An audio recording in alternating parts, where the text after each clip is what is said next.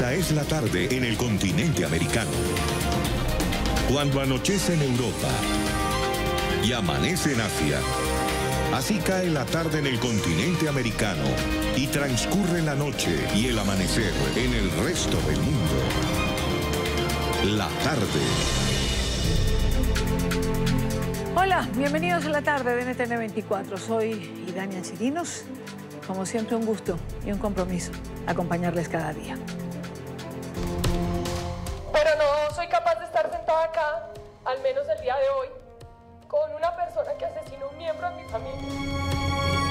Lo invito, Jesús Santrich, para que se salga de este recinto. Mafioso, narcotraficante, asesino. ¿Es usted el verdadero enemigo de la paz?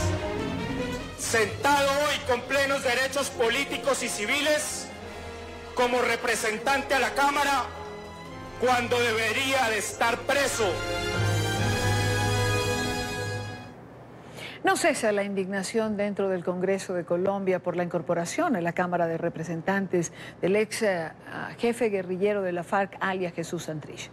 El revuelo fue tal que 2 sesiones, una de la Comisión Séptima y otra de la plenaria, fueron suspendidas ante la negativa de los legisladores en avanzar con los debates programados. Carteles como los que se podía leer en pantalla, paz sí, Santrich no, colmaron la sede del Parlamento en Bogotá. Recordemos que Santrich estuvo preso en la cárcel La Picota y tiene un pedido de extradición por narcotráfico. Se posesionó el martes como representante a la Cámara con el aval del Consejo de Estado y la Corte Suprema de Justicia. Bien pueda, le pido el favor, pues igual se le va a permitir... Uno de los congresistas que ayer estaba presentes es el representante y presidente de la Comisión de Acusación de la Cámara, Ricardo Ferro, quien hoy está con nosotros. Representante Ferro, bienvenido, gracias por acompañarnos. Idania, muy buenas tardes y un saludo muy especial a toda la teleaudiencia. ¿Cómo interpretar lo que veíamos ayer en el Congreso? Una indignación total, un dolor de patria, un dolor por la democracia colombiana, por una lucha en la cual una lucha que hemos venido dando durante las últimas décadas en el país para poder transformar, cambiar la imagen que se tiene del Congreso de la República, que se tiene de la democracia colombiana, que se tiene de la clase política. Y con lo de ayer lo que se siente es un retroceso muy grande. Y vuelvo y repito, un dolor de patria, un dolor por la democracia colombiana muy grande, ver sentado a una persona que es un narcotraficante, que es extraditable porque está pedido en extradición por los Estados Unidos, que ha cometido tantos delitos y que a pesar de un proceso de paz con el cual pues gran parte del país no estuvo de acuerdo y eso se manifestó en un plebiscito en donde el pueblo colombiano votó en contra de ese acuerdo. No obstante eso, se firmó con la guerrilla de las FARC una serie de prerrogativas para ellos, en donde estaba de por medio un compromiso de no repetición, pero uno lo que ve es que les importa 5 y vuelven a las mismas, y ahora más encima se les premia en la medida en que uno los ve en un lugar donde deben estar unas personas que sean ejemplo para el país. Muchos de ustedes, me refiero a los representantes el día de ayer, estaban afectados emocionalmente, otros estaban indignados, molestos. ¿Cómo estaba el señor Santrich? O por lo menos, ¿cómo lo percibieron ustedes, ¿no? Sí, a eso iba yo, a que cómo estaba, tocará preguntarle a él, porque yo lo que ve uno ahí es una persona como que está en otro lugar, como que no entiende la gravedad del asunto. Y en ese orden de ideas... ¿O no le importa? Sí, pues todos lo vemos que raya con el cinismo sus comentarios, como si la indignación le provocara el placer, porque uno lo que ve es que en la medida en que ve a las personas indignadas, ha visto a las víctimas indignadas, ha visto al país rechazando sus hechos, sus actuaciones, y sin embargo él pareciera que no le importa, no le interesa. no se siente aludido con lo que está pasando, sabiendo que él en este momento está poniendo en peligro la paz en nuestro país. Escenas como las que veíamos ayer van a repetirse en el pleno de la Cámara o en las comisiones cuando aparezca Jesús Santrich. Bueno, yo lo que espero es que hay un proceso en curso, hay un llamamiento por parte de la justicia colombiana a esta persona. Yo lo que espero es que se pueda avanzar rápidamente, porque el país lo necesita. Los colombianos queremos que este tipo de conductas no se premien ni por activo ni por pasivo, sino que realmente la indignación que se vio ayer en el Congreso de la República es un reflejo de la indignación que hay en la calle, que hay de todos los ciudadanos del país. Es lo que los ciudadanos están percibiendo en este momento, que es inadmisible que esta persona esté en el Congreso de la República, que vaya a legislar para los colombianos, que vaya a ser determinante en un voto, bien sea en una comisión o bien sea en la plenaria del Congreso, para que el país pueda aprobar una ley de la República. Eso es indignante para el país y eso además no es lo que queremos los colombianos. Representante Ferro, permítame un minuto, quiero darle la bienvenida también al programa a Iván Cancino, abogado, analista político que está con nosotros. Señor Cancino, bienvenido, buena tarde. Gracias, Idania, un placer estar con ustedes, a toda la teleaudiencia, al representante, un cordial saludo. Le voy a hacer la misma pregunta que le hacía al representante Ferro. ¿Cómo interpreta usted lo que ocurrió ayer en el Congreso? No, mire, desde todo punto de vista es indignante, es un irrespeto a la democracia, un irrespeto al país, la forma como entra este señor de una manera descarada con la B de victoria, no muestra ninguna señal de arrepentimiento, de perdón hacia las víctimas, es un reto continuo a pesar de ser una persona que se benefició de un proceso de paz muy controvertido y lo que demuestra cada vez más es que el país le importa poco, que se siente victorioso, que se siente intocable. Así que yo creo que realmente lo que siente Santrich es, yo creo, lo mismo que sienten la mayoría de jefes de ese grupo de delincuentes que le hicieron conejo al país y que van a salir con impunidad. Así que es un dolor de patria inmenso el que siente uno como ciudadano colombiano. Tener a Jesús Santrich, señor Cancino, sentado allí en el Congreso, cuando tiene dos procesos abiertos, uno, un pedido de extradición en Estados Unidos, otro proceso en Colombia, ¿significa que algo falló en la arquitectura de la JEP? Claro, por supuesto. ¿Qué fue lo que más falló no solo en la arquitectura de la JEP, sino de los acuerdos de La Habana? El conceder derechos políticos a delincuentes de lesa humanidad sin haber cumplido pena, sin haber reparado y sin haber mostrado garantías de no repetición. Esos derechos políticos, al habérselos dado sin ningún paso por justicia transicional o ordinaria, pues les hace pensar que están por encima de la ley, y lo peor es que algunas personas de algunas instituciones del país, con sus pronunciamientos, les dan la razón y los envalentonan para seguir siendo irrespetuosos, por decirlo menos, con el país. Entonces, claro que falló darle esos derechos políticos sin haber sido juzgados y sin haber cumplido las penas que trata el Acuerdo de La Habana. Representante, ¿pierde majestad el Congreso teniendo a Santrich sentado allí? ¿Qué pasa, por ejemplo, con cada uno de ustedes que tuvo que salir, recorrer el país, ganarse los votos, llegar porque fue decisión del pueblo colombiano, a tener a Santrich allí, a quien se le dio una curul? La pregunta, perdón, la pregunta se contesta sola. La pregunta incluye la respuesta. Y es que nosotros estamos ahí representando al pueblo colombiano, representando a cientos de miles de colombianos que dijeron, oiga, queremos que ustedes estén en el Congreso de la República. Y si uno va a hacer el análisis de cómo se ha venido renovando el Congreso colombiano, la Cámara, el mismo Senado, vemos cómo el pueblo colombiano cada vez más se manifiesta a través de la opinión a la hora de elegir sus congresistas, a la hora de hacer un análisis de cómo se está renovando el Congreso y quiénes somos los que estamos llegando al Congreso de la República y la forma como estamos obteniendo el apoyo popular, lo que está de por medio ahí es que el pueblo colombiano quiere congresistas distintos, quiere congresistas que puedan legislar y tener la posibilidad de cuando tomen una decisión en uno o en otro sentido, pensar en el bienestar del pueblo colombiano.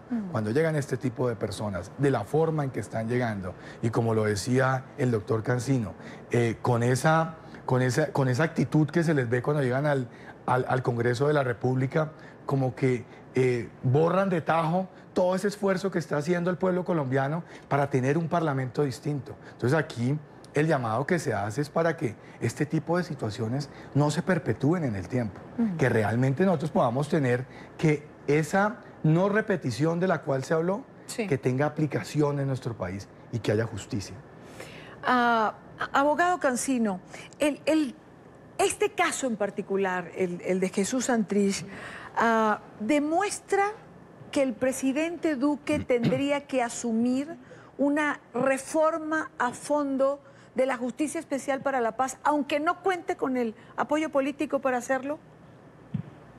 Sí, yo creo que sí. Es decir, yo creo que el ejercicio debe hacerlo así como lo hizo con las objeciones. Si bien se logra, buenísimo. Si no se logra, tiene que quedar el argumento histórico de que fue un presidente que trató de enderezar un camino que venía mal, como lo está haciendo y como lo dice públicamente. Una de las principales reformas es desligar del supuesto delito político, pues el delitos como el narcotráfico o la violencia sexual con menores. La otra reforma es replantear el tema de los derechos políticos de delincuentes de lesa humanidad que no han pasado por una pena, que no han reparado, que no han dicho la verdad. Y otra, la composición de los magistrados de la JEP, que obviamente tienen una tendencia ideológica muy clara y que no es la que el país quería o no es la que el país esperaba. Entonces yo creo que sí debe hacerlo, debe hacer esa lucha política. Es un hombre muy importante el presidente Duque, que cree en las instituciones, que las ha utilizado, y obviamente los abogados que hemos criticado y que creemos en esas reformas, pues lo apoyaremos en lo que podamos desde el punto de vista jurídico. Pero yo creo que la historia sí debe recordarlo por haber tratado de enderezar un tema que no empezó bien y que por lo tanto la historia nos está demostrando que teníamos razón los críticos de ese acuerdo de La Habana y especialmente de la JEP. Representante, ¿quería agregar algo usted? Quería, pues obviamente, plantear la inquietud que nos hacemos todos, y es, con ese blindaje jurídico en el que quedamos nosotros inmersos, ¿cuál sería el camino mediante el cual podríamos salirnos de este galimatías en el que estamos? Porque es que todos estamos de acuerdo en, oiga, hay que hacer unos cambios. Teníamos como una posibilidad las objeciones que presentó el presidente, que finalmente ya sabemos qué sucedió. Ahora entonces, ¿qué otro camino nos queda para poder realmente reformar todos estos daños que le quedaron al país como consecuencia de ese acuerdo de paz y esas leyes que se expidieron después del mismo? Esa es una respuesta que nos da el abogado Cancino, porque no la puedo dar yo, pero le trasladamos la pregunta. Claro, mira, una salida que se ha propuesto es la constituyente. No creo que sea la salida ideal por cuestión de términos y de conveniencia, pero sí unas reformas por acto legislativo en el Congreso se podrían alcanzar a hacer. Hay personas que manifiestan que los señores de las FARC ya tendrían derechos adquiridos por principio de favorabilidad, pero es absolutamente claro que frente a temas de procesos de paz que involucren delitos de lesa humanidad, la favorabilidad no aplicaría. Luego yo creo que unos actos legislativos es lo correcto y lo que alcanzaría a hacer el presidente Duque. Una asamblea constituyente sería muy desgastante y no se puede hacer realidad antes de 18 o 20 meses, que eso implicaría muy poco tiempo para tomar resultados en un periodo presidencial de 4 años. Bueno, pues allí está la respuesta. Una última pregunta que le quiero hacer a ambos. ¿No retrotrae esto a Colombia a la época de Pablo Escobar? A la época de ver a una persona asignada de narcotraficante sentada allí en el Congreso de la República? Yo creo que no solamente, más que retrotraernos a la época de Pablo Escobar, es una evolución de toda esa época terrible que vivimos con Pablo Escobar. Una involución. No, evolución, porque estamos evolucionando, es peor todavía. Pablo Escobar era una situación en su momento... Claro, lo que pasa es que se supone que evolucionamos a lo positivo. Bueno, entonces en este sentido es una evolución negativa, claro, para llamarlo de alguna manera, en la medida en que lo que tenemos acá de por medio es que la situación de Santrich, hoy en día posesionado en el Congreso de la República, es mucho más grave que la situación que se vivió hace algunas décadas con Pablo Escobar cuando se sentó en el Congreso colombiano. No estoy diciendo que sea mejor, ambas son terribles, pero la de ahora es todavía más grave por todas las pruebas y todo lo que ha antecedido a la posesión de Santrich en este momento en el Congreso colombiano. Abogado Cancino, los procesos judiciales en marcha, ¿dónde cree usted que van a llegar? Bueno, mire, yo creo que esto es muy claro. La Corte Suprema asumió competencia. Yo creo que las pruebas dan para que una vez escuchado en indagatoria sea capturado y obviamente tendrá que ser expulsado de la JEP y perder todos sus beneficios. Pero es que además, para contestar su pregunta y hacer, digamos, una unión con la que me hace recientemente, lo de Santrich es que es un delincuente ya confeso. Es un mafioso, como lo dijo el presidente Duque, es que no pueden engañar a la gente.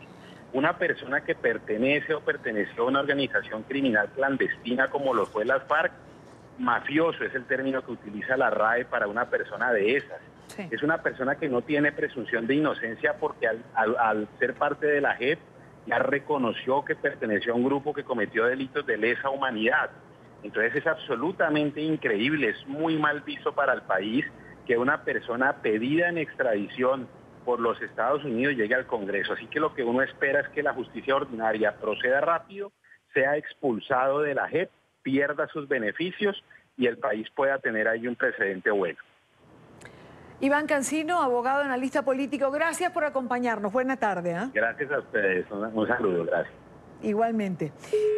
Representante Ferro, gracias a usted también por haber estado con nosotros la tarde de hoy. A ti, muchas gracias, y decirle a Colombia y al mundo que lo que estamos viendo acá no es el reflejo del Congreso colombiano. Es una pequeña minoría que simplemente quiere afectar las instituciones, quiere afectar el Congreso de la República, pero que lo que hemos venido haciendo es trabajando por el pueblo colombiano durante todos estos meses para sacar adelante leyes muy importantes para el país. Y estamos tan indignados como lo está todo el pueblo colombiano y muchos otros ciudadanos del mundo que ven con preocupación que una persona, un narcotraficante, un extraditable, en este momento haga parte del Congreso de Colombia. Muchísimas gracias por estar aquí. A ti, muchas gracias. Son las 4:22 minutos en Colombia. Revisamos otros temas que hacen parte de la agenda informativa de este día.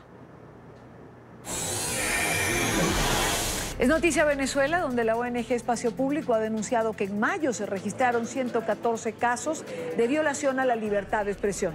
La organización asegura que los cuerpos de seguridad y funcionarios públicos son quienes más violentan el derecho constitucional a expresarse libremente en la nación suramericana.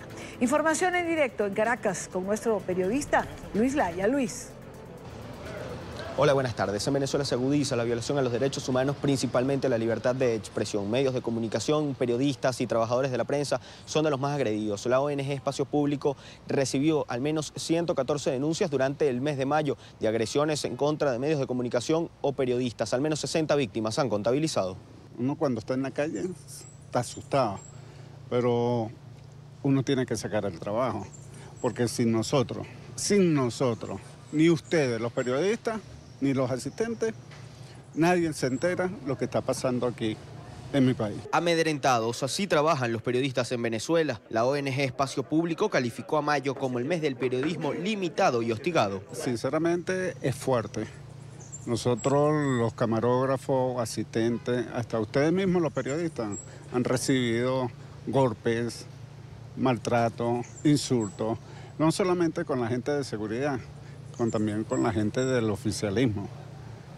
Y entonces no tienen a zozobra. No es justo de que, por ejemplo, un día que estemos cubriendo un día de Parlamento, tengamos que estar pendientes no solamente de cómo te trata la Guardia Nacional, sino también de civiles armados, o mejor conocidos como colectivos, que llegan al lugar con la única tarea de impedir que tú hagas tu trabajo de forma correcta. Según esta organización, recibieron al menos 114 denuncias de agresiones o violaciones a la libertad de expresión, con un total de 60 víctimas, entre ellas 29 periodistas. Porque equivocadamente piensan que los periodistas nos vamos a amedrentar, pero resulta que hay una nueva figura ahora que es el infociudadano, que con un teléfono inteligente toma el hecho noticioso e inmediatamente lo coloca en la red y le da la vuelta al mundo.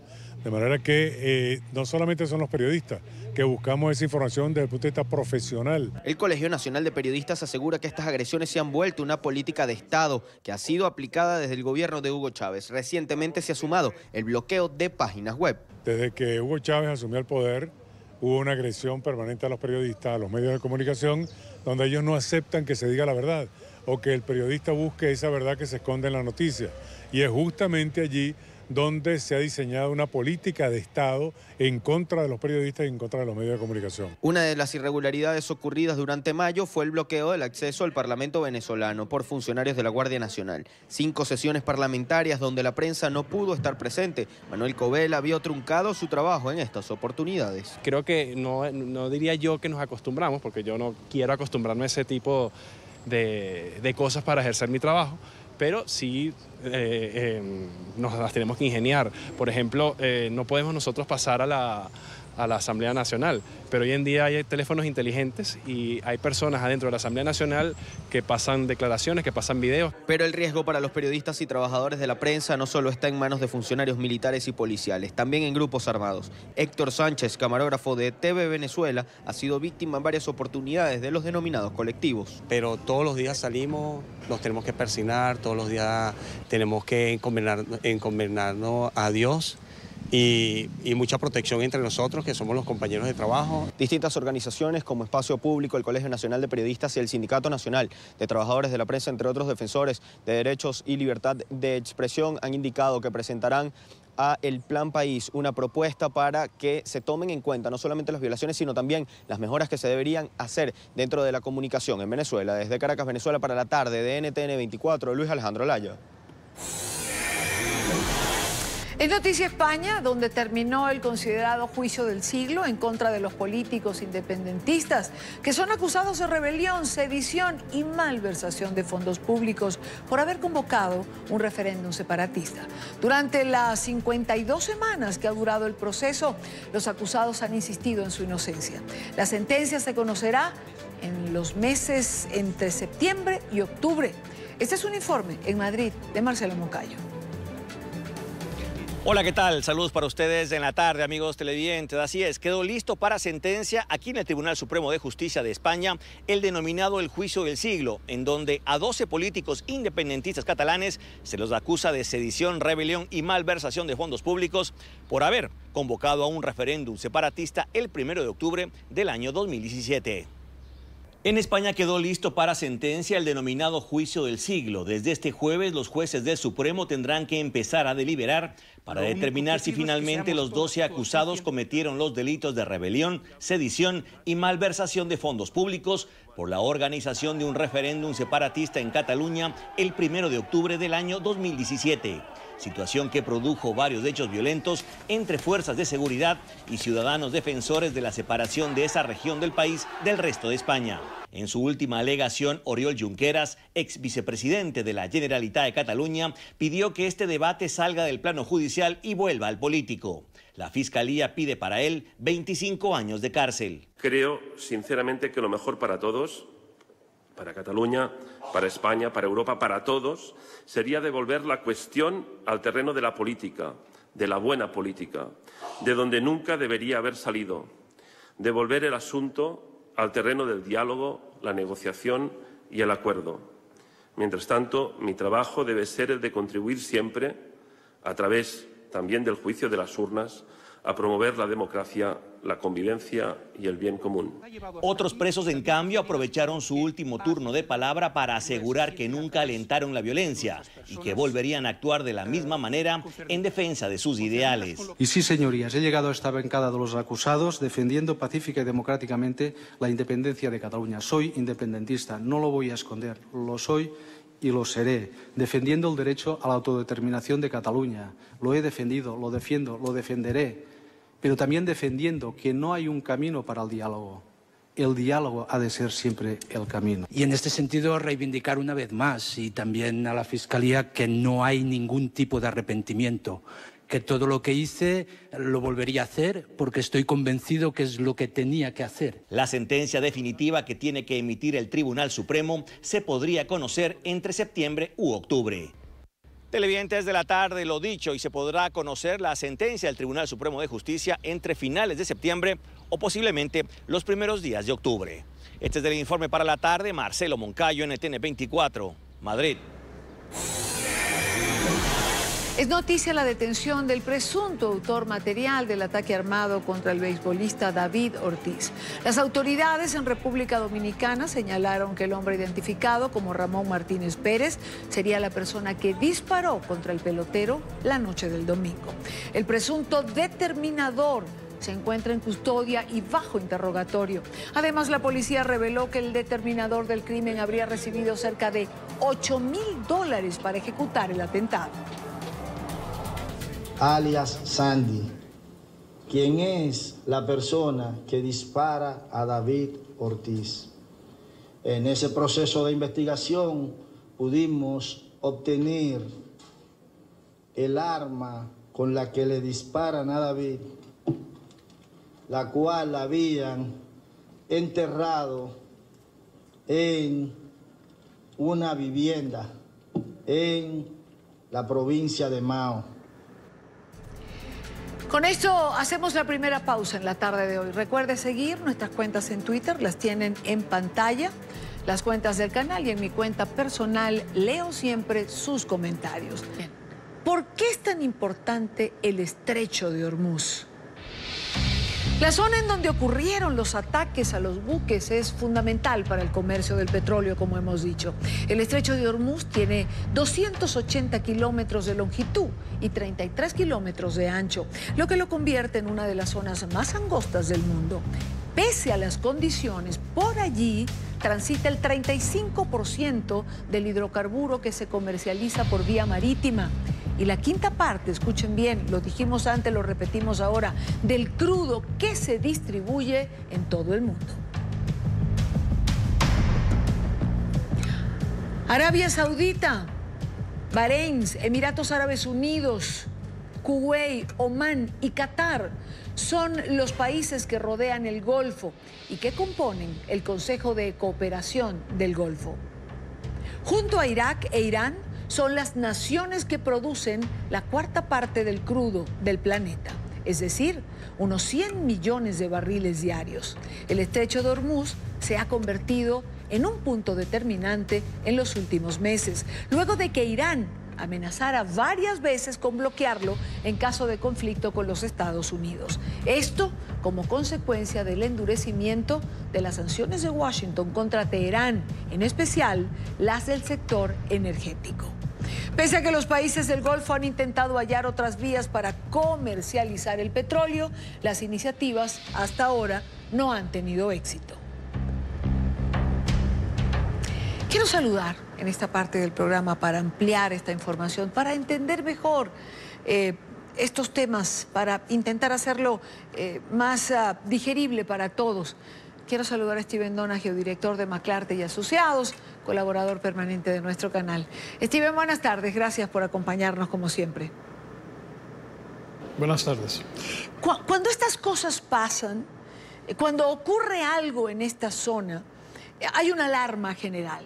Y la primera pregunta que uno se hace es, ¿tambores de guerra suenan en el Medio Oriente?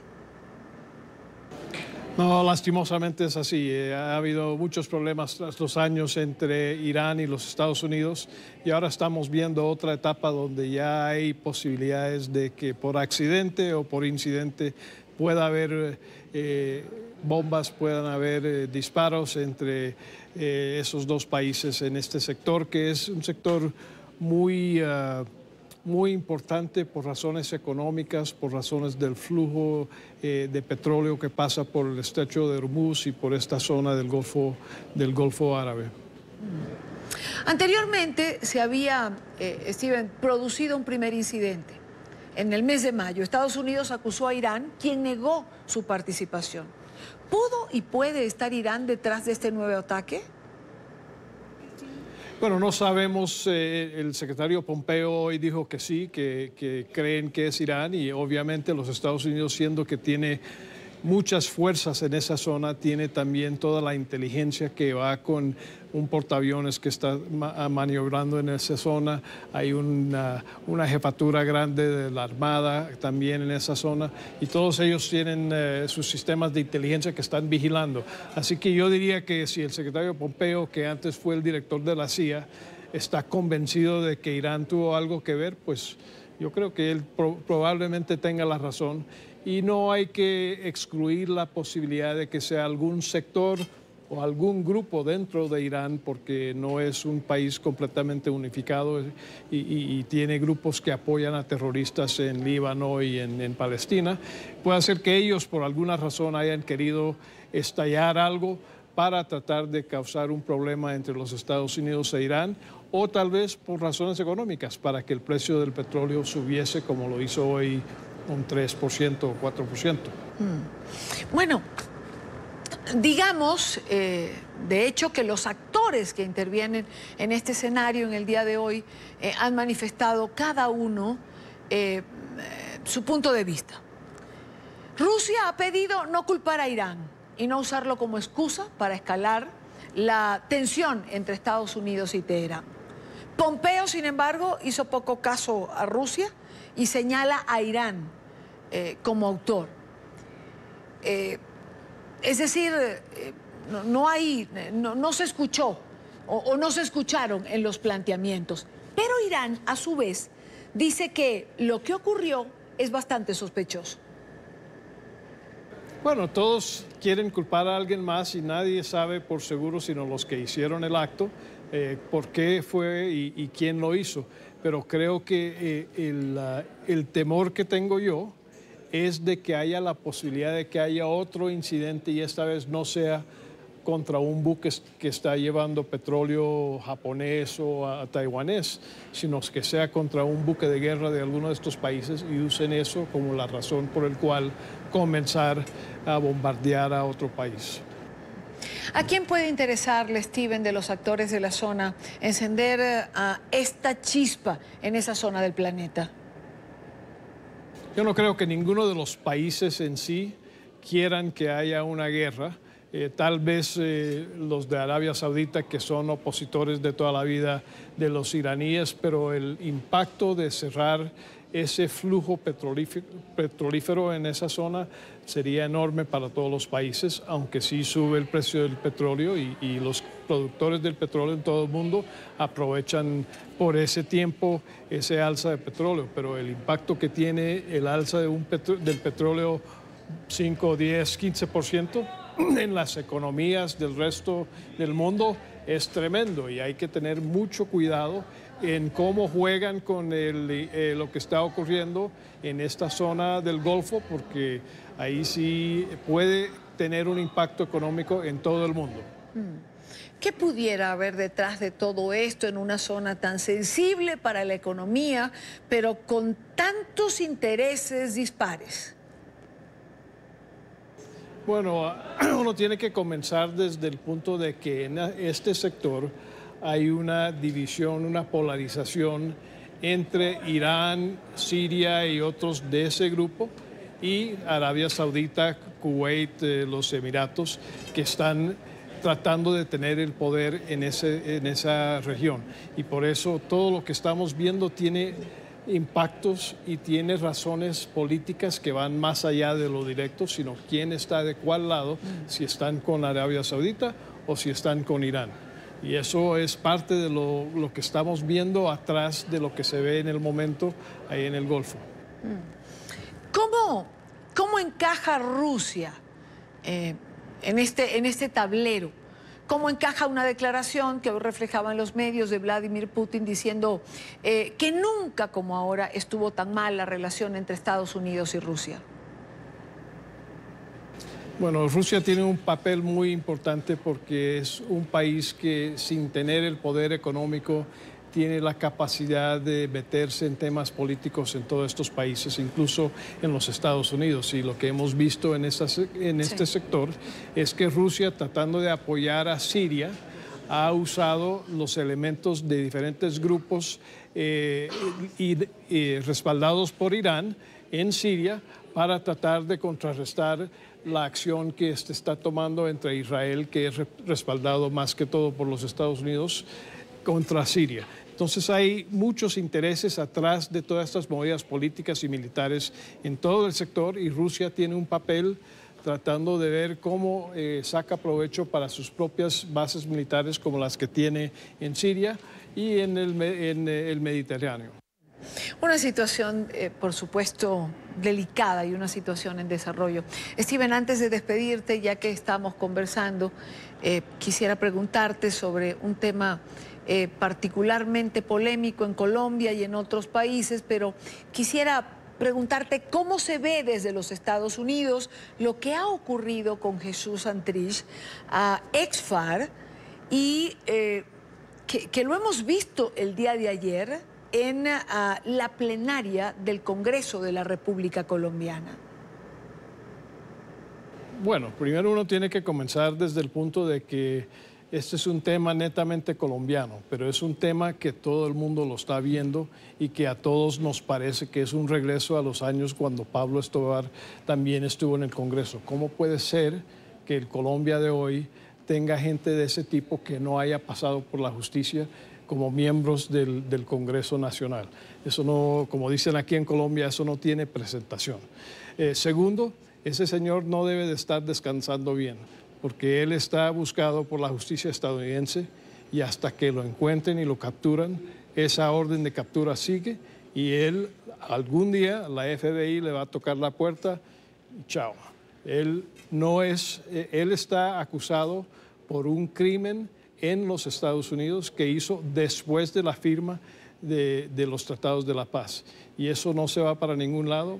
Él y todos los que lo rodean y que están con él quedan tachados con los crímenes que él ha cometido, y todos los que lo apoyan a él deben estar poniendo mucha atención de lo que están haciendo, porque eso no va a llegar a bien para ese señor ni a sus amigos.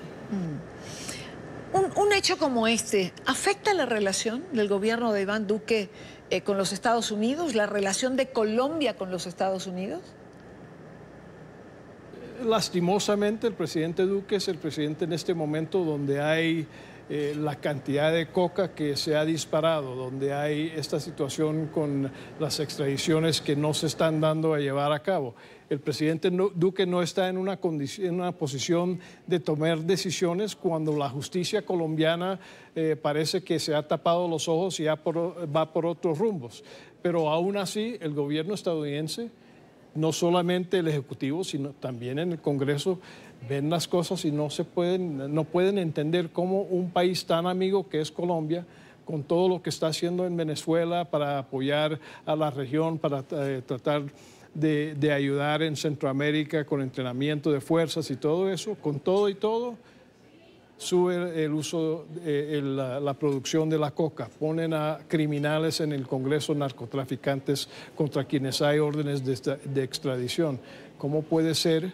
Y cuando los Estados Unidos tienen que tomar decisiones sobre qué hacer, eso repercute, y eso es desafortunadamente algo serio que los Estados Unidos está viendo hoy por decisiones que se tienen que tomar en los próximos meses.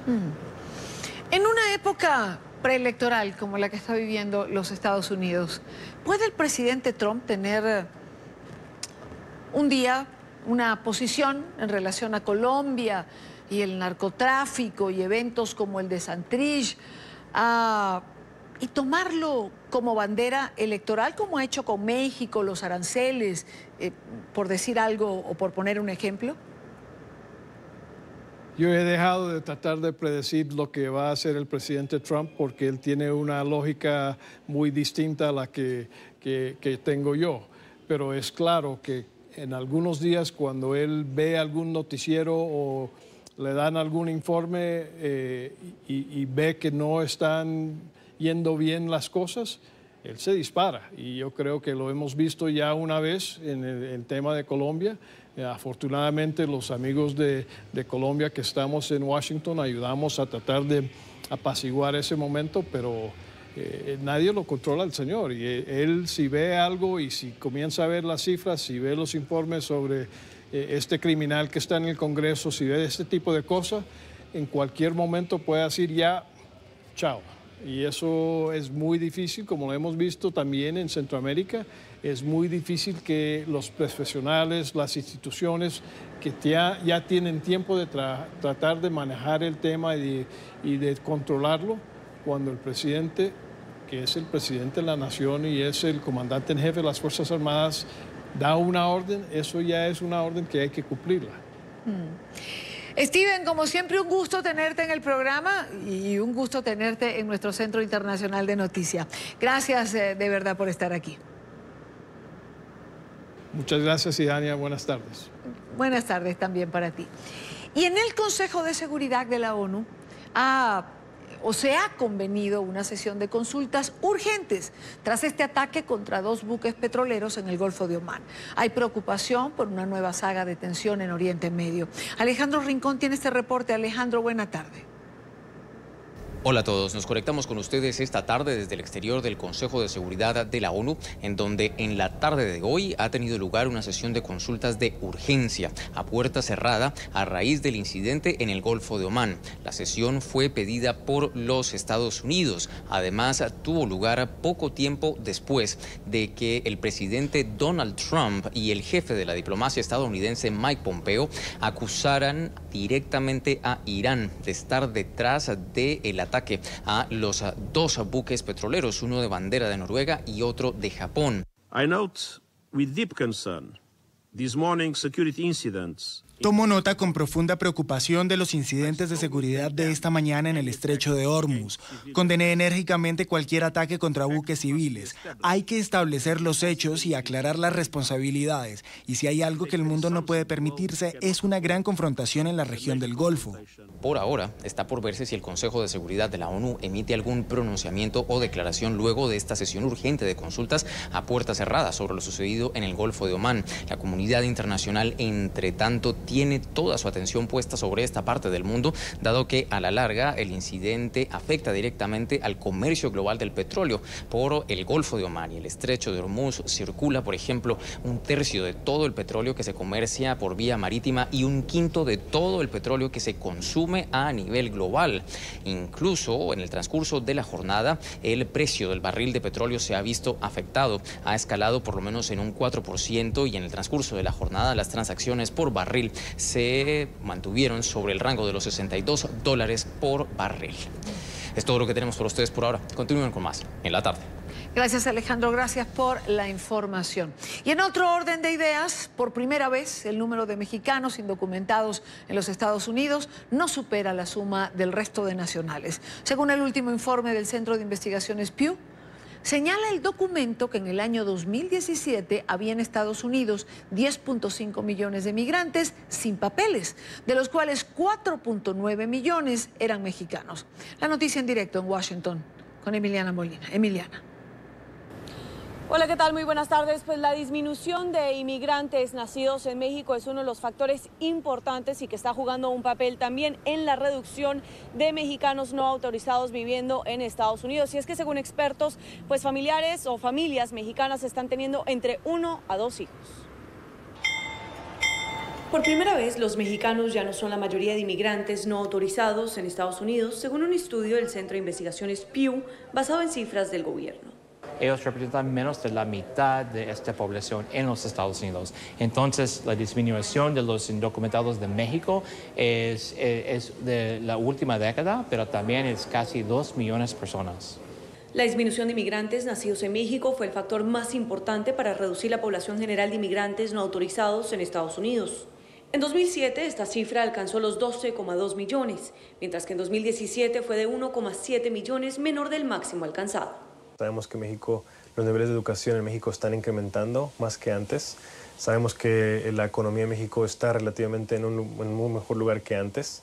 Y también es muy importante tener en la mentalidad que mucho las características demográficas de la población mexicana están cambiando también más. Según expertos como Soto, como la población mexicana está envejeciendo, los mayores de edad optan por no migrar. En México el impacto puede ser negativo si no se reemplaza la fuerza laboral en México, ya que muchos de ellos será una población más pequeña la que puedan ingresar al cuerpo laboral de México.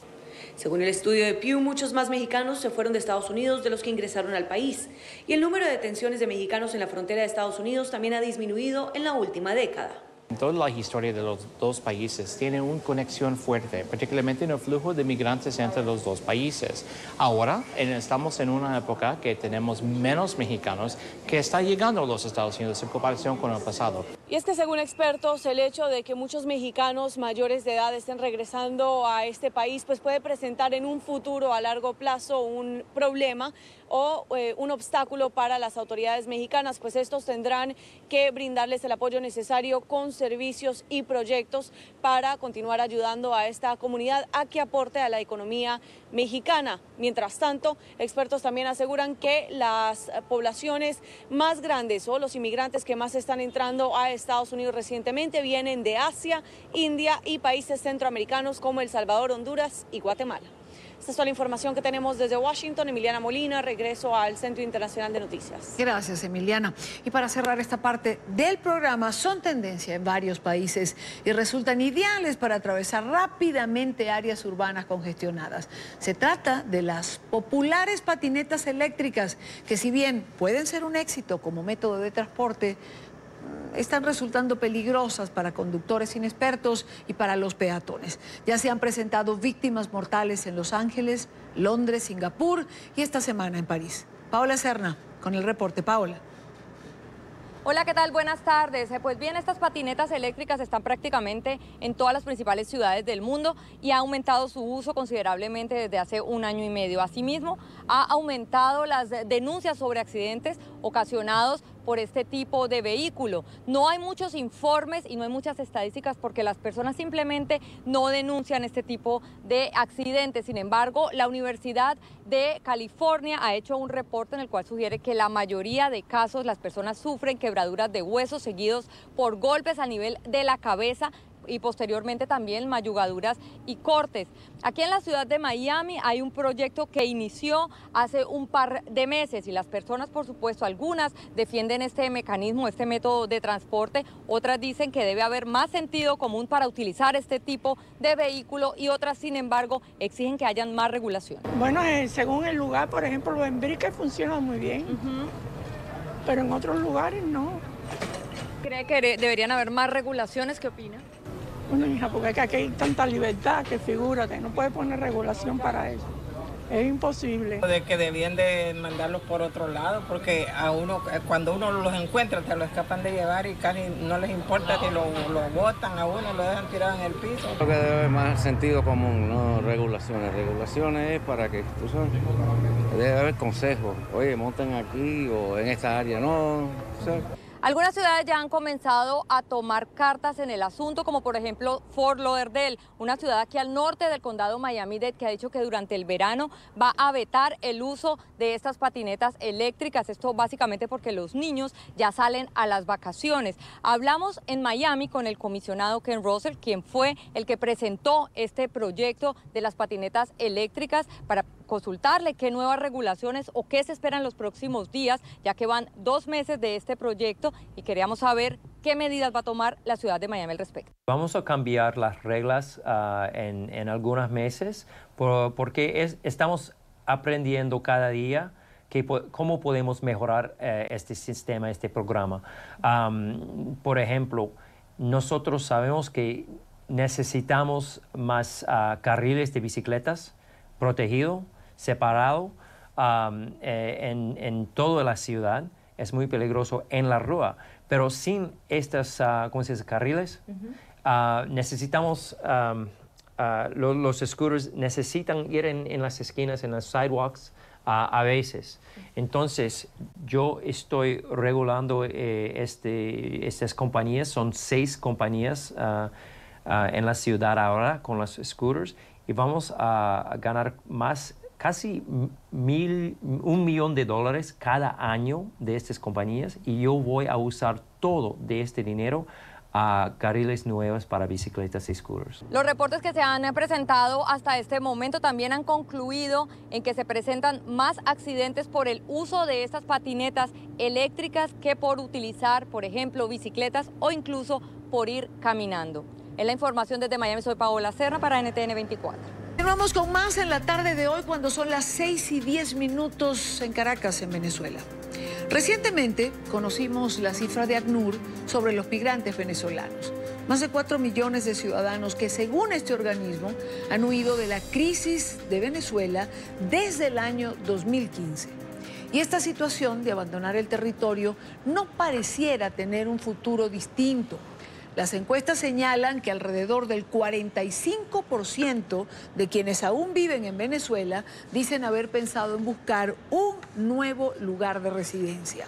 La empresa de opinión pública Consultores 21, por ejemplo, reveló que los principales destinos serían Colombia, Chile y Perú.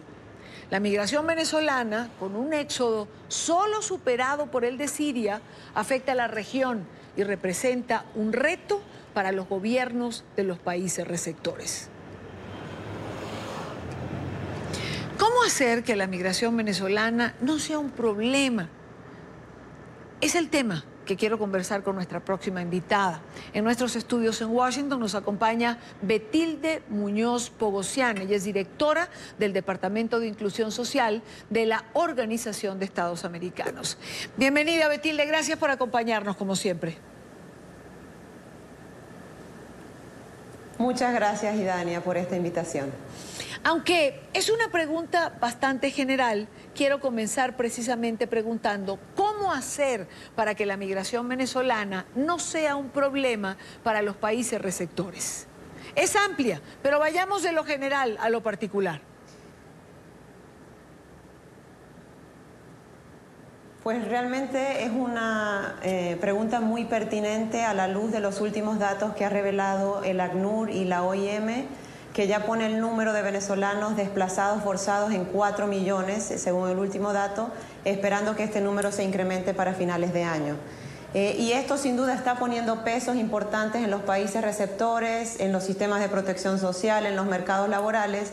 Pero desde la OEA, desde la Organización de los Estados Americanos, creemos que la posibilidad de hacer esta crisis migratoria o este flujo de venezolanos llegando a los países, convertirlo en una oportunidad en vez de un problema, tiene todo que ver con las políticas públicas y las respuestas que den los países que los están acogiendo.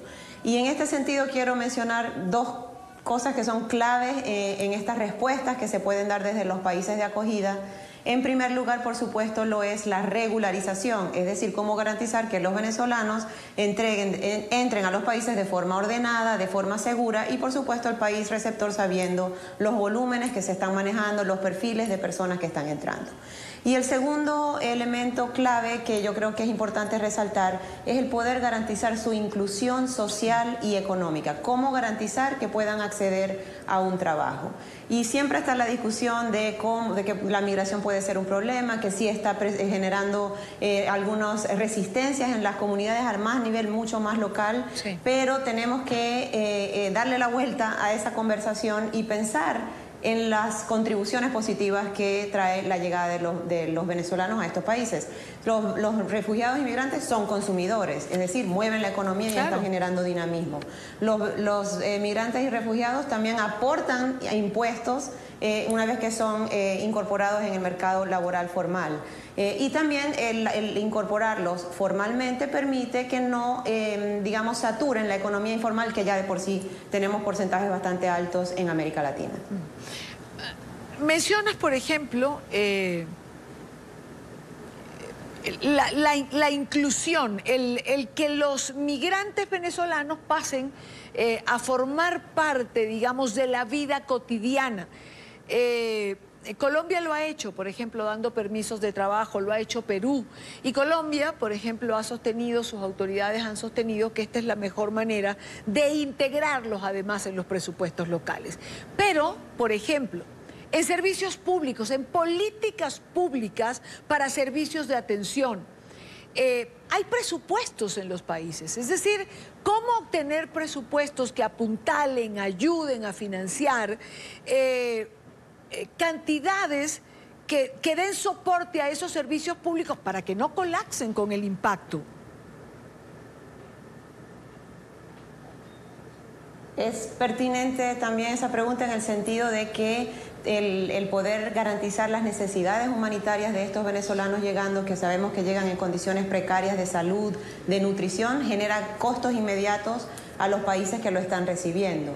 Y obviamente los países están haciendo en un espíritu de solidaridad lo mejor que pueden para responder y sufragar estos gastos. Pero digamos que la solidaridad tiene un costo, eso es algo que yo he repetido antes. Claro. Y sí es importante resaltar que comparativamente con otras crisis de desplazados, es muy poco lo que se ha invertido a nivel de la comunidad internacional, y desde la OEA siempre hacemos el llamado a continuar aportando a los mecanismos que hay para solventar estos gastos. Pero hay mecanismos súper concretos que incluyen, por ejemplo, los préstamos subsidiados del Banco Mundial, incluso los del Banco Interamericano de Desarrollo, que vienen acompañados de cooperaciones técnicas como algunas de las medidas para generar posibilidades de sufragar estos costos, como digo, de la llegada de venezolanos. Ahora, Betilde, ¿cómo? Vamos a otra. Te iba a preguntar algo del flujo laboral, pero tu respuesta me da para adelantar una pregunta.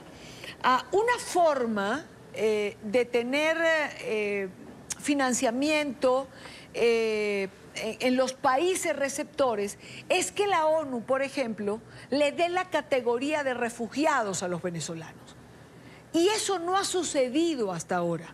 ¿Por qué? Es decir, no creo que falte número de ellos para ser considerado, bueno, si solamente es comparable con Siria, estamos hablando de un flujo impactante. ¿Qué falta para que la ONU pueda categorizarlos como refugiados?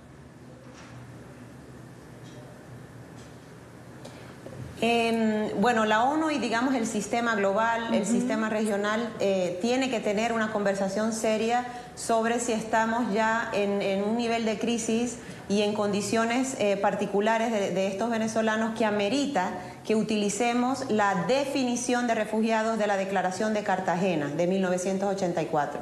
Nosotros operamos siempre con la Convención de 1951, que usualmente se refiere a la condición de refugiados por razones políticas, por persecuciones por razones de género, de etnicidad y ese tipo de cosas.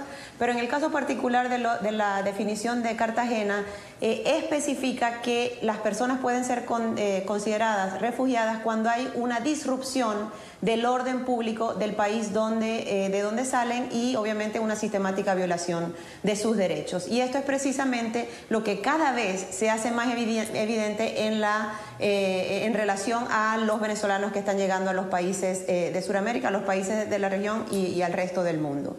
¿Por qué no hemos llegado a esta definición? Yo creo que los países, en un afán de ser prácticos y poder dar respuestas ágiles, han venido dando opciones de regularización temporal para estos venezolanos, y eso es algo que hay que aplaudir. Pero desde la OEA, por supuesto, tratamos de impulsar esta conversación a que se empiece a considerar la Declaración de Cartagena como una manera de acoger y de dar protección internacional a estos venezolanos hasta que el Estado venezolano pueda hacerlo una vez más, que hasta ahora no lo ha hecho. Sobre todo, Betilde, porque digamos que la ola migratoria de los últimos tiempos no tiene que ver de repente con la primera hace unos años atrás, que fueron empresarios que en busca de seguridad jurídica llevaron sus empresas a otro lado. Tampoco con la ola de profesionales que fueron contratados por empresas en todo el mundo.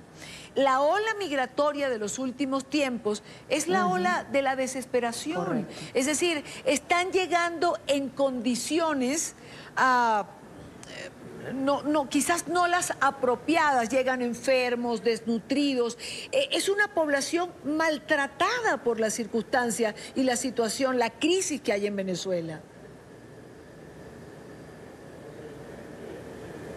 Correcto, y es precisamente por eso que tenemos que empezar en otras definiciones operativas para poderles dar acceso a salud, acceso a educación, acceso a trabajo a esta población que ya viene con medios de vida agotados, que viene con enfermedades crónicas que hubieran podido ser fácilmente tratables y no han podido hacerlo porque no tienen las condiciones del sistema de salud en Venezuela, con desnutrición. Tenemos una gran cantidad o un porcentaje alto de niñez arribando a estos países en condición de desnutrición o malnutrición, en fin. El cuadro amerita una discusión, como digo, muy seria sobre cómo garantizar protección bajo el marco de Cartagena. Por supuesto que esto tiene, probablemente genera compromisos para los países receptores y aunado a los compromisos, gastos, costos. Y por eso hablábamos más anteriormente sobre estos mecanismos que hay para apoyar a estos países en la acogida de los venezolanos. Y quiero resaltar un esquema interesante que tenemos que empezar también a considerar, que son lo que llaman los préstamos de refugiados, claro, que se enfocan en apoyar a los países que están recibiendo y específicamente a las comunidades que están recibiendo venezolanos o que están recibiendo migrantes y refugiados. En realidad esto ha sido utilizado en otros países para beneficiar a los refugiados que están llegando, a los migrantes que están llegando, pero también a las comunidades que están recibiendo las presiones, a los niños, a los jóvenes, a los negocios que están siendo afectados de algún modo por la llegada masiva de personas. Ahora, ¿quiénes tienen que dar esta discusión y en qué escenario? Esta discusión tendría que darse a nivel regional. Nosotros desde la OEA consideramos que precisamente la OEA como foro político por excelencia de la región es un buen espacio para tener esta discusión, pero por supuesto tendría que ser llevado a otros escenarios, incluido el global. Aquí, por ejemplo, la principal agencia encargada de garantizar esta protección a los refugiados es el ACNUR, la Oficina del Alto Comisionado de los Refugiados de la ONU, con quien, por supuesto, y han sido también, han hecho abogacía por la aplicación de la Declaración de Cartagena, al igual que nuestra Comisión Interamericana de Derechos Humanos en el marco de la OEA, en el sistema interamericano. Y un tema que no quiero dejar fuera de nuestra conversación, Betilde, es el derecho que tiene la diáspora venezolana a tener una identidad legal. Un paso importante creo que ha sido la posición de Estados Unidos de aceptar el pasaporte vencido por 5 años. También Colombia ha metido un decreto en este sentido, pero ¿qué hacer? Es decir, hay gente anclada en lugares donde no se puede mover porque se le venció el pasaporte y no hay forma ni manera de que el régimen en Venezuela garantice esa identidad a la que todo ciudadano tiene derecho, venezolano no. Correctamente, el derecho a la identidad es un derecho humano básico y de algún modo es la puerta de entrada a una serie de otros derechos, incluido el derecho a la educación, a la salud, al trabajo y al deporte, una serie de temas de derechos que están asociados a la identidad. Yo creo que es muy importante resaltar que la situación precaria de los venezolanos que no han podido acceder a pasaportes, a partidas de nacimiento, ni decirte de la certificación de títulos, el apostillado en Venezuela, y una medida de una respuesta eficiente y ágil que ha dado el gobierno del presidente interino Guaidó ha sido la aprobación de un decreto donde garantiza este derecho a la diáspora, y esto lo hace a través de la extensión de la validez de los pasaportes de los venezolanos por 5 años. Y ese mismo decreto contempla la posibilidad de considerar una alternativa de identidad como por ejemplo una tarjeta consular que permita a los venezolanos el poder tener un documento que acredite quiénes son. Y es de resaltar que Estados Unidos ya reconoció la validez de los pasaportes venezolanos, lo hizo España también, lo hizo Colombia, y esperamos desde la OEA también, el propio secretario general Almagro ha hecho un llamado a otros países a poder también adoptar este tipo de respuesta en cuanto a la identidad de los venezolanos.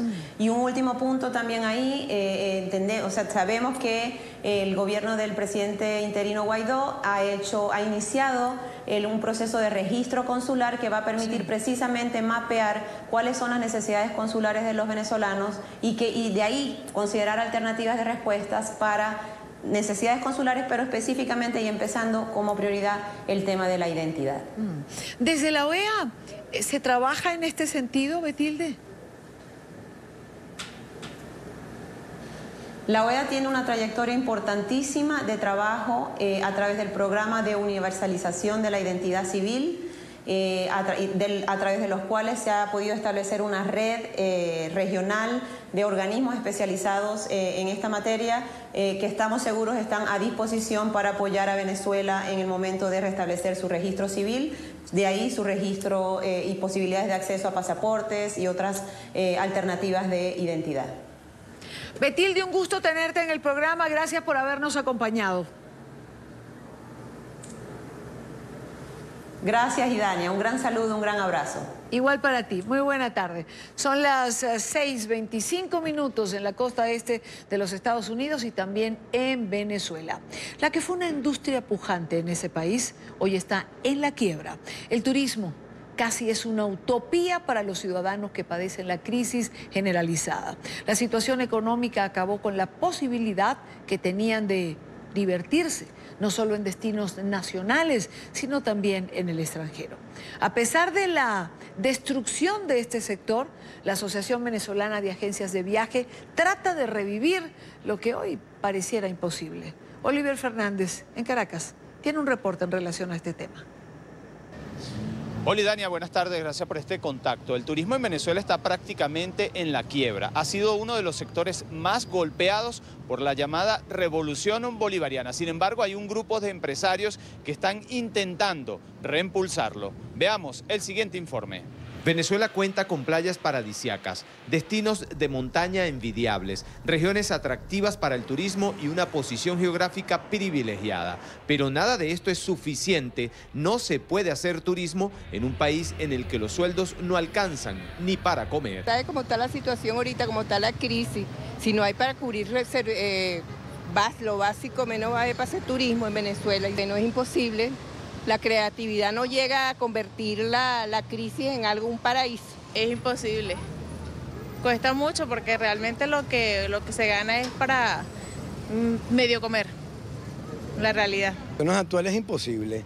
El tema de la inseguridad, la infraestructura, la educación de las personas para el trato con el turista, tanto nacional como extranjero, el suministro de los bienes y servicios, los alimentos. Venezuela está incomunicada por los 4 costados. Solo quedan 6 líneas aéreas y la boletería disminuyó más de 50% en relación con el año 2018.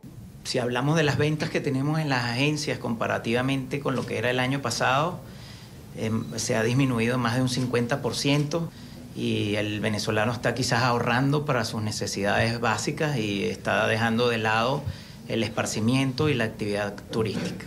Viajar por carretera tampoco es una opción. En el país con las reservas petroleras más grandes del mundo no hay gasolina. Que es una cosa insólita. Uno de los principales productores de petróleos en el mundo entero, hoy no tenemos ni siquiera gasolina en nuestro país. La ocupación hotelera no supera 20%. Los dueños de los hoteles, posadas y hostales deben meterse la mano en el bolsillo para mantener la infraestructura. La ganancia también se la llevó la revolución. Pues los hoteles, por ejemplo, pasan semanas sin huéspedes. Los hoteles tienen una situación difícil. O se meten el bolsillo en sus ahorros para soportar la situación, o otra simplemente dice, bueno, mientras no tenga pérdidas voy a seguir trabajando. Y así está, pero obviamente la situación económica nos ha afectado a todos por igual. Venezuela se ha ido convirtiendo en una suerte de isla dentro de un continente. De 26 líneas aéreas internacionales, solo operan 8. La llegada de extranjeros es nula y desde Venezuela un mínimo porcentaje de ciudadanos tiene la posibilidad de salir. Sin conectividad no hay turismo. Tenemos que lograr que efectivamente no solamente vengan de nuevo las líneas aéreas internacionales, y no solamente líneas internacionales, sino también líneas nacionales que nos permitan la conexión nacional. El aeropuerto internacional de Maiquetía, entrada principal al país, será aparentemente remodelado. El primer centro de distribución de tráfico en América Latina y uno de los primeros del mundo fue Maiquetía por su posición geográfica. Para hacerlo eso tiene que haber líneas aéreas, evidentemente, y tiene que haber un aeropuerto que permita ese tipo de conexiones y en eso se está trabajando. A pesar de las dificultades, hay un grupo de empresarios que continúa creyendo en el país. Solo esperan un cambio en el sistema de gobierno para tratar de recuperar lo que tanto han trabajado durante años. Es la información que manejamos desde Caracas. Continúen con más de la tarde de NTN 24. Pausa en la tarde, después de escuchar las noticias de Venezuela en esta parte del programa. No sin antes invitarlos, como hago cada día, a que se suscriban a nuestro canal en YouTube. Lo tienen en pantalla, www.youtube.com/NTN24. Todo nuestro contenido multimedia, entrevistas, reportajes y la señal en vivo del canal. Conéctese a la información, conéctese a nuestro canal en YouTube, el canal de NTN24.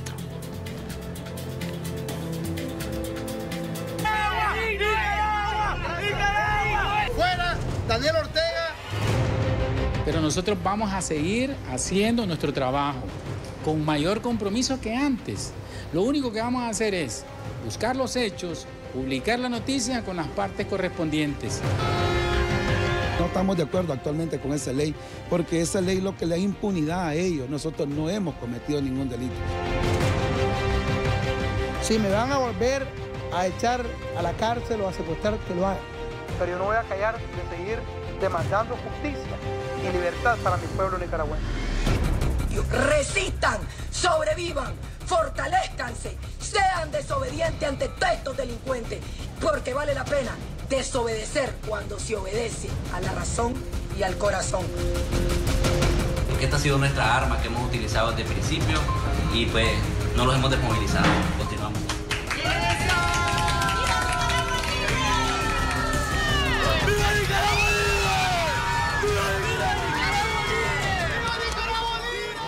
Alegría y expectativa en Nicaragua.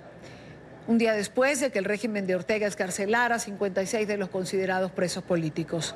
Mientras algunas familias celebran por el regreso a la libertad de manifestantes arrestados durante las protestas que se dieron lugar en abril de 2018, otras esperan conocer qué sucederá con sus seres queridos que siguen tras las rejas. Son más de 80 los ciudadanos que esperan por la boleta que les permita salir de lo que algunos de los propios liberados han calificado como la tortura dentro de las penitenciarías.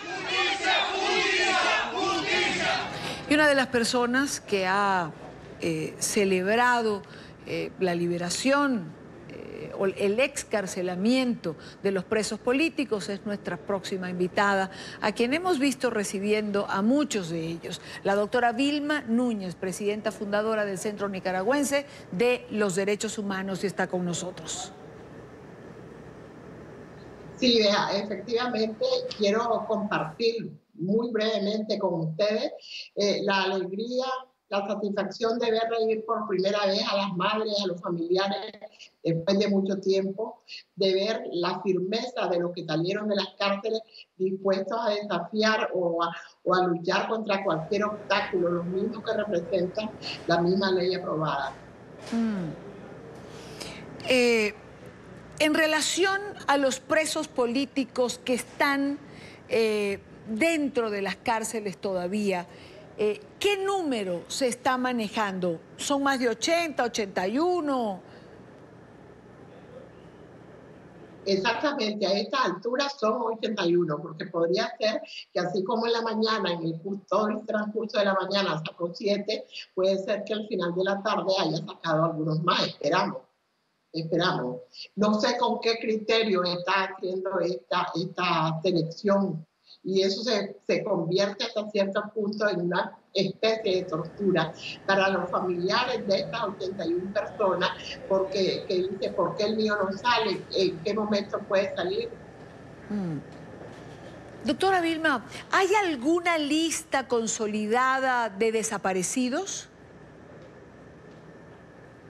Mira, el Centro Nicaragüense de Derechos Humanos responsablemente no podemos hacer afirmaciones. El fenómeno de la desaparición forzada sí se dio, documentamos previamente, algunos casos de manera muy ligera al principio, pero no podemos decir cuánto.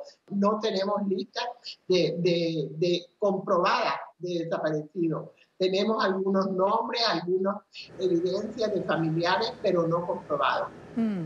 A su criterio, ¿la Alianza Cívica tiene que mantener el cese de toda conversación hasta tanto Ortega no cumpla con lo firmado?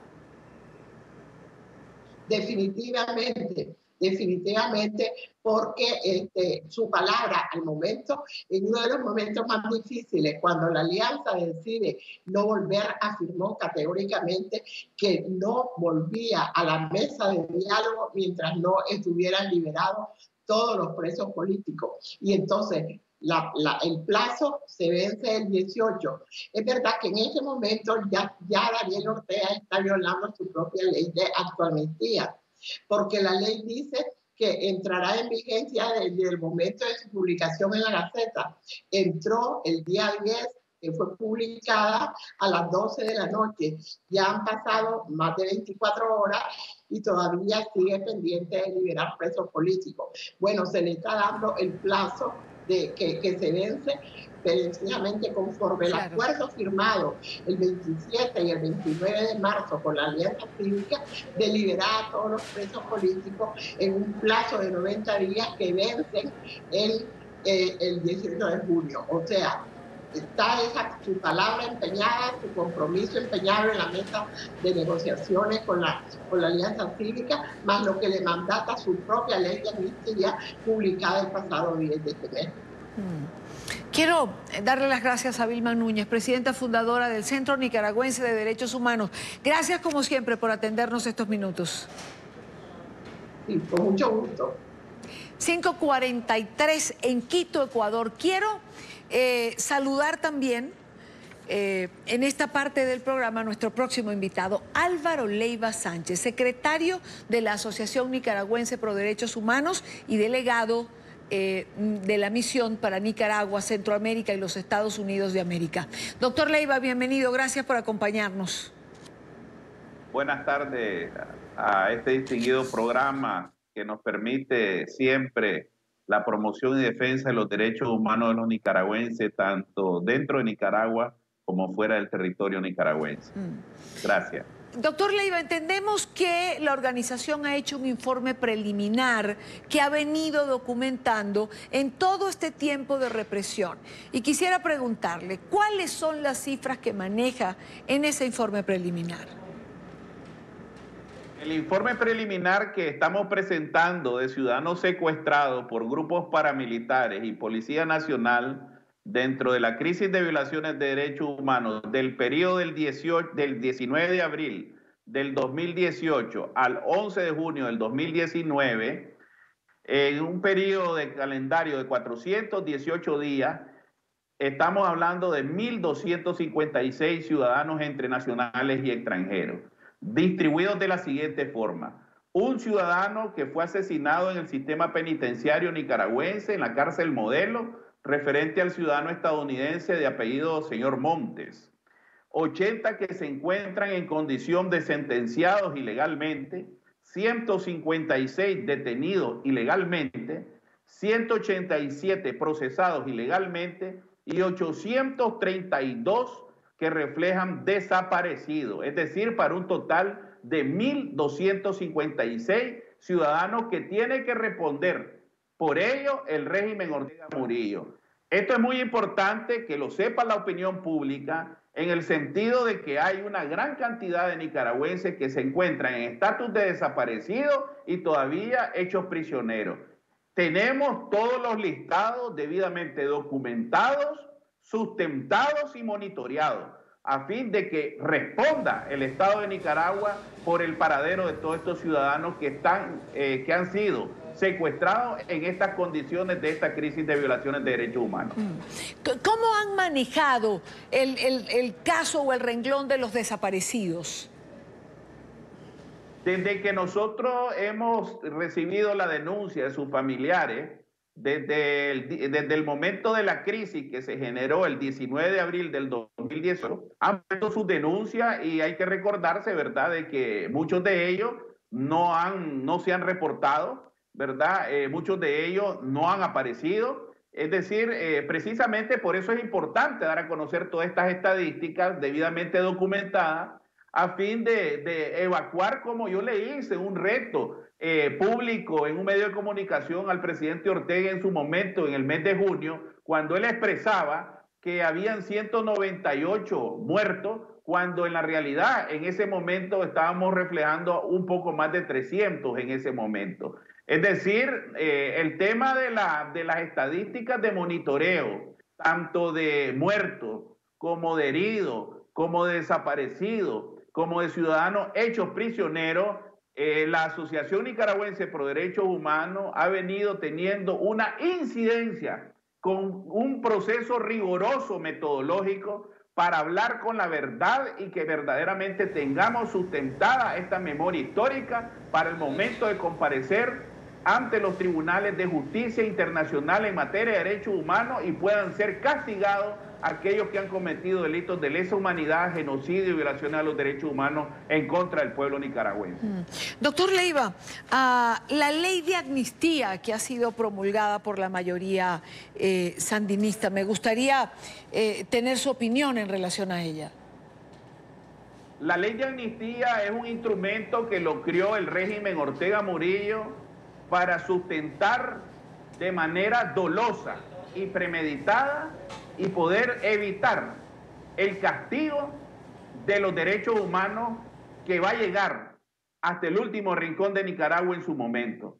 Esta ley de amnistía al único que está beneficiando es a la dictadura Ortega. Definitivamente. En el artículo 3, o en el sustento, en el fondo de esta misma ley, aquí lo que hace esta ley no es más que restringir derechos fundamentales y condicionar a los ciudadanos que están entre ellos siendo beneficiados dentro de su concepto del régimen a fin de que no puedan seguir ejerciendo y restringiéndole derechos de ciudadanos en sus derechos de protestar o en sus derechos de manifestarse o en su derecho de reclamar. Es decir, si vos verdaderamente, la esencia de esta ley de amnistía es decirle al ciudadano que está siendo excarcelado que si te volvés a meter o volvés a manifestarte en reclamar derechos humanos o derechos constitucionales o derechos civiles, definitivamente vas a volver a ser encarcelado. Ese es el concepto y el fondo de esta ley. Quiero agradecer a Álvaro Leiva Sánchez. Gracias por estar con nosotros, secretario de la Asociación Nicaragüense Pro Derechos Humanos. Gracias por estar aquí. Gracias a ustedes. Esto llegamos al final de la tarde de hoy. Recuerden seguir nuestras cuentas en Twitter, también en Instagram, las direcciones en pantalla, otra plataforma para encontrarnos. Y les espero mañana, como siempre, a la misma hora, para compartir, analizar, revisar la agenda informativa del día. Buena tarde para todos.